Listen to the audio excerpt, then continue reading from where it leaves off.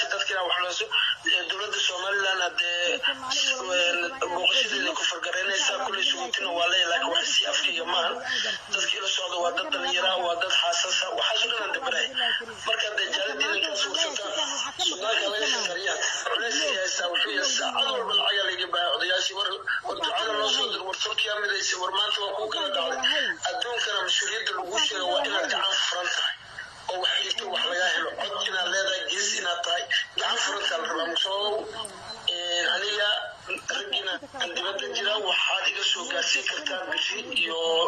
maanta iga soo gaarsiiya sababtoo ah wallahi 200 igu jirtay hadda iga ninkii soo aniga oo mas'uul ah oo odaya tabankaas ku 4 mid 20 ku 4 ka badan ma bixiyo